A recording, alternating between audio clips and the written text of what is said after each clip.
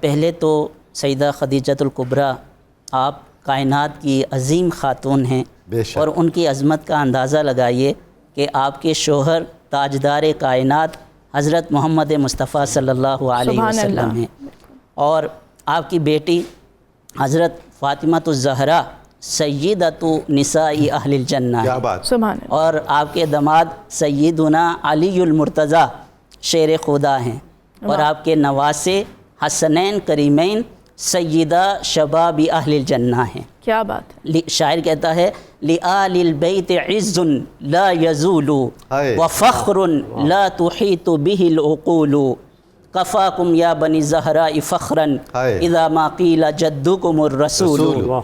ابوکم فارس الحیجا علی و امکم المطہرۃ البتول۔ کون سا ایسا شرف ہے اور کون سی ایسی عظمت ہے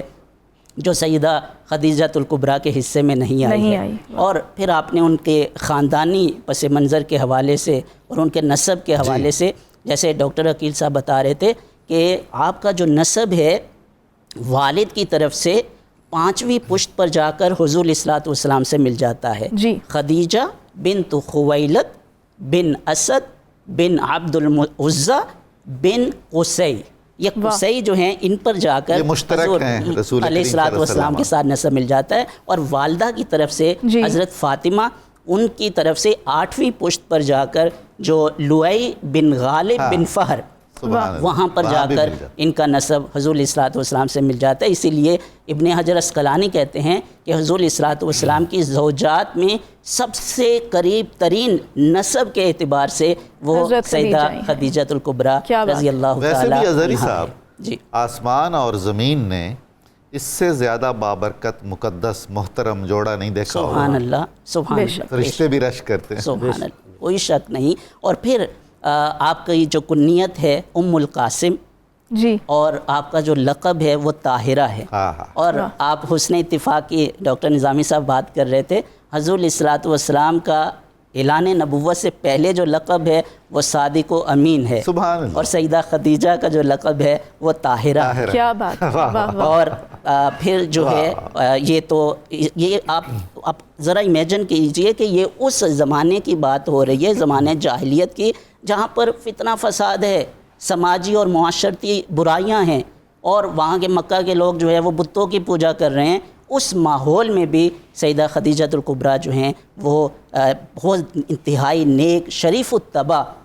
اور سلیم فطرت تھی۔ عام طور پر وہاں خواتین کو بہت کم لوگ تھے جو وراثت میں شریک کرتے تھے، حق وراثت نہیں مانا جاتا تھا، تو یہ بھی ایک عجیب نہیں ہمیں مثال ملتی؟ بالکل نظامی صاحب، حق وراثت تو بڑی دور کی بات ہے، ان میں تو بعض قبائل ایسے ہیں جو بچیوں کو زندہ درگور زندہ رہنے کا حق نہیں دیتے تھے، زندہ رہنے کا حق نہیں دیا جا رہا، اور اس معاشرے میں وہ ایک ایسی خاتون کے طور پر ظاہر ہو رہی ہیں کہ جو کاروباری ایک بزنس امپائر قائم کرنا یہ کوئی چھوٹی بات نہیں تھی اس دور میں، جو سیدہ خدیجۃ الکبریٰ نے کی ہے۔ انتظام، معاملہ فہمی، اور کتنے لوگوں سے ڈیلنگ، اور اپنے عزت و آبرو اور عفت و عصمت کو محفوظ رکھ کے۔ پھر آپ کی عظمت کے حوالے سے ایک بات تو میں ضرور عرض کرنا چاہوں گا کہ آپ اس ان کی عظمت کا اندازہ لگائیے کہ حضور علیہ الصلوۃ والسلام نے جب فرائض نبوی کا آغاز کیا تو آپ دیکھیے پورا جزیرہ عرب،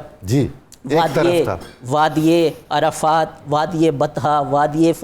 جو فاران، پورا جزیرہ عرب، وہاں ایک خاموشی کی تصویر بنا ہوا تھا، اور اس وقت اس عالمگیر خاموشی میں مکہ کی فضاؤں میں جس آواز نے تموج پیدا کیا ہے وہ سیدہ خدیجۃ الکبریٰ کی آواز تھی، جنہوں نے کہا اشہد ان لا الہ الا اللہ وانک رسول اللہ۔ یہ آپ کی عظمت ہے سیدہ خدیجۃ الکبریٰ کی۔ آپ کے قریبی عزیزوں میں ورقہ بن نوفل بھی تھے؟ بالکل، ورقہ بن نوفل، اور یہی وہ ہیں کہ جو پہلی وحی کا ہوا، اور سید حضور علیہ الصلوۃ والسلام جب واپس پہنچے ہیں تو سیدہ خدیجۃ الکبریٰ ان کو لے کر ان کے پاس ورقہ بن نوفل کے پاس گئی ہیں، کیونکہ ان کے پاس سابقہ کتب کا، یہ مسیحی عالم تھے، سابقہ کتب کا ان کے پاس علم تھا، نالج تھا، اور پھر انہوں نے اس کا مطلب یہ ہوا کہ یہ جو شاخ ہے قریش کی، اس میں زہد بھی تھا، علم بھی تھا، فضل بھی تھا، شرافت اور نجابت بھی تھی، اور اسلام سے پہلے بھی ان سب کا احترام بھی کیا جاتا تھا. اور حضور علیہ الصلوۃ والسلام نے اس خاندان سے آنا تھا، کیوں نہ اس کا انتخاب کیا بات ہے، سبحان اللہ، بہت شکریہ آپ کا.